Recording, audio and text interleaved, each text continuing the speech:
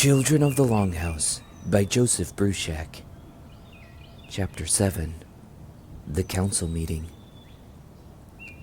Stia saw the canoe begin to cross the river and breathed a sigh of relief.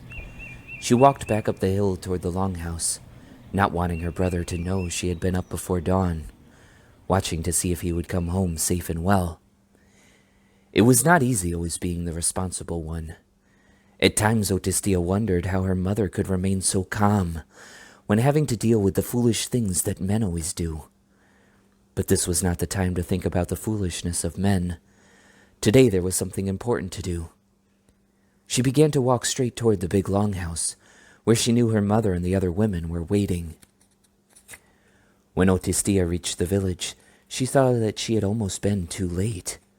None of the women or men were in sight. The only person to be seen was a young man with a grim face, standing guard at the entrance of the stockade of poles which surrounded the longhouses. It was Grabber. A newly made tattoo on his left shoulder, which looked like a very sick muskrat, was still red and swollen. Grabber now had put 7 tattoos on his body, but he had still not learned how to do it properly. Stia was sure that no one had told Grabber to guard the gate. It had been a long time since anyone had tried to raid their village. Perhaps a band of young men from some faraway nation to the south, seeking to do a great deed, might try to attack them to take captives. But this was not the time of year for such raids. And it had been so long since young men from their own village had gone out on such a raid that there were no other nations who felt they needed to try to even the score. In fact, the League of Peace was so strong that even the tribes who outnumbered the people of the Flint knew that any serious attack would be answered not just by one, but by all of the 5 nations of the Longhouse. Though Stia thought war was foolish and boring, she appreciated the fact that it had clear rules. She was very glad that any men who wanted to go to war always had to first gain the permission of the women and the men who were leaders. Because of that, they were now at peace with everyone around them, and they engaged freely with the people toward the sunrise and toward the Southland, the Anantocs, and the Mohicans and the Lenape. Grabber, though, and a small band of other like-minded young men were not happy with peace. If there was fighting, Grabber might be able to make a name for himself. Even though he had been reprimanded by the men leaders for his plan to make a raid on the nearby Anantoc village during the Strawberry Moon, she was sure that he still carried that plan in his heart. Stia brushed quickly past Grabber. She did not like the way he looked at her. It was not certain, she thought, that Grabber and his friends would be taken as husbands any time soon. They had not been able to attract the attention of any of the young women, either in their own village or in their visits to other villages, in the hopes that some young woman would take a liking to them and ask her mother to take marriage bread to the mother of that young man. She was immediately greeted by Little Fox, one of the dogs that belonged to their family. Since this was not the season of the year for men to go hunting with their dogs, the dogs were now often not around the longhouses. They went off in their own bands, coming home only when they were hungry or ready to sleep by the fires. But today Little Fox had not joined the others. Instead, Little Fox had been sitting just inside the entrance of the stockade, watching Grabber and growling softly. Stia leaned over and petted Little Fox, who wagged her tail, rubbed her side against Stia's leg, and then sat back down to continue staring at Grabber and growling. "Even our dogs know your thoughts," Stia said silently to herself. Then she continued on toward the big longhouse, where the meeting was about to begin. When Stia entered the longhouse, she was surprised to see that Ohkwa'ri was already sitting on one of the storage shelves above the sleeping benches in their section of the great building. Somehow he had gotten across the river and come up the trail to the longhouse before her. He must have come up the straight trail that led through the field planted with sunflowers that were already showing their pale green shoots. She noticed that he was rubbing his hand on his shoulder, which was scraped as if he had fallen on the trail. Ohkwa'ri looked down at her, and then with a small smile nodded. Otistia understood. He had found the strawberries and was thanking her for them. It was not regarded as proper to make much of receiving a gift. The giver did not give the gift to be thanked for it, but because the giving was from the heart. Otistia looked around the crowded longhouse. Almost everyone was gathered there. Big Tree stood, holding up the wampum which signaled that the council was to begin. As the keeper of the wampum, it was his responsibility to care for it and bring it to every council, whether it be a small one like this, which was limited to their village, one of the councils between all three of the clans of the people of the Flint, or a grand council, which brought all of the clans of all 5 nations together. The wampum would only be brought out during the day when a council was taking place. It would be put carefully away before the sun had set at the day's end, if the meeting should last that long. It was not unusual for councils, even small ones, to take more than a day. A council was called so that the people could decide about something with one mind. Such decisions could not be made quickly, and everyone who needed to speak had to have a chance to make his or her opinion heard.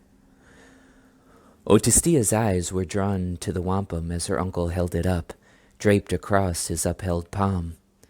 The wampum strands were made of the spiral shells of freshwater snails, strung together on strings made of deerskin. This wampum was white, but sometimes the wampum shells were dyed different colors so that they could be put together on the strings in patterns. These could be used to carry a message, to help the people remember an agreement, or to explain a relationship between different nations. Long ago, the story went, the people did not have wampum. But one day when Ianwatha, one of the founders of their League of Peace, was wandering, he came to the shores of a lake. That lake was covered with so many ducks and geese that you could not see the water.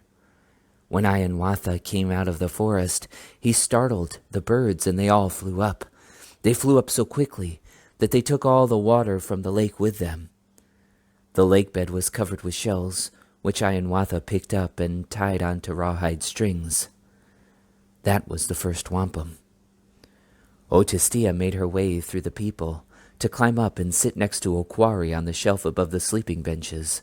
It was their favorite place to observe councils, and other children had taken similar perches around them and on the other side of the great longhouse. "It is about Ohkwa'ri," Ohkwa'ri whispered as his sister settled in next to him. "Hank," Otistia whispered back in agreement. She knew what the meeting was about. She combed her hair out with the fingers of one hand and then started braiding it. Big Tree was ready to speak. He looked over toward She Opens the Sky, who sat with the other elder women across from the place where Big Tree stood. The clan mother nodded to him, and Big Tree began. He started with the Thanksgiving address, the first ceremony given to the human beings long ago when they received their original instructions. Everyone grew quiet as he spoke, his voice deep and calm. "We join our minds together to give thanks to the holder-up of the heavens," he began. "Together we greet and thank our Creator." "Hank," the people answered with one voice. Big Tree continued on. He expressed his thankfulness for the health and well-being of all the people gathered, from the clan mothers to the smallest babies. He thanked the Mother Earth for giving the people life. He thanked the living waters of the earth and the many plants, especially the 3 sisters, the Corn Maiden and her sisters Bean and Squash. Each time when he paused, the people spoke their agreement, joining their minds with his. He continued on, thanking the birds and animals, thanking the thunder beings and the invisible beings of the 4 directions, who are the messengers of the Creator. He thanked Elder Brother the Sun and Grandmother Moon and the many stars. As he mentioned and described each part of creation, Otistia listened closely. No matter how often she heard the Thanksgiving address spoken, it always seemed new to her, reminding her of the purpose of, and the gifts given by, all the wonderful things around them. Hearing Big Tree's words, it seemed to her that even the grass must be listening. At last the Thanksgiving address was done. It had been spoken slowly and carefully, and had left out none of the many things that were everywhere. Now that the ground had been smoothed, they could begin to speak. The man who had been delegated to speak about the ball game stood. His name was Wideawake, and he was one of the Pine Tree Chiefs. Everyone knew him to be one of the finest ball players in all the 5 nations. It was right that he should be the one to propose that Ohkwa'ri, the great ball game with the sticks, should be played. Wideawake spoke simply and clearly. "I will bring forth the proposal that our village should play Ohkwa'ri.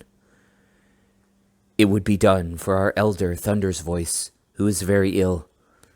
Perhaps this game will help him to regain his health, for when the people join together in this way, something good may come of it. It is right that we should play this game, for it is the Creator's game, a gift given us by the Creator. We are his children, and just as a parent looks on and is happy when he watches his children play, so too the Creator is happy when we play Ohkwa'ri. And when the Creator sees that we have also not forgotten the gift of this game, then he may also take pity and help heal the one who is ill." Unlike some proposals brought to the council, the decision on this was one that was, in a sense, already made. All the people loved Ohkwa'ri, the great ball game. It was played using the long-handled sticks, with a net at the end in which a fist-sized ball, made of deerskin packed tightly with deer hair, could be caught and then carried toward the goal. Whenever there was a good reason, or almost any reason at all, such a game would be welcomed. In this case, though, the reason put forward by Wideawake was the best one for playing the stick game ball.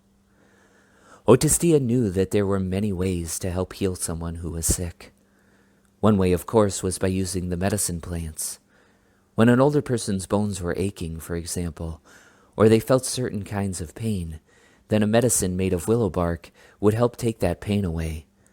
Sometimes people would doctor themselves when they felt such pains by plucking the soft tips of the young willow branches and chewing them. The juice in the willow would help clear away their pain and restore their balance. Health and balance was the natural way to be, the way the Creator intended things.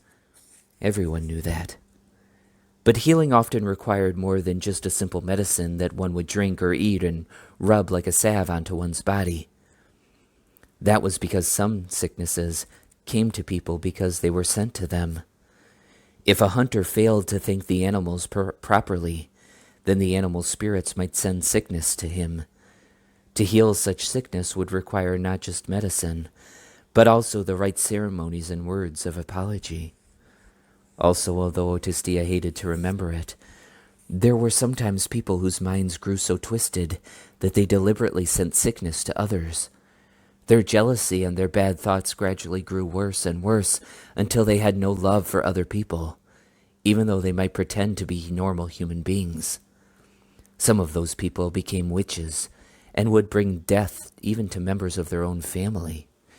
Stia quickly turned her thoughts away from that. Even to think about witchery was a dangerous thing, and she was glad that there was now no one in the village who seemed to have that kind of twisted mind. Grabber and his friends might be angry and even violent, but their anger was straightforward, and their violence not the kind that would come in darkness. She thought about the game being proposed, which would be done with all the people joined together in one mind to help Thunder's Voice.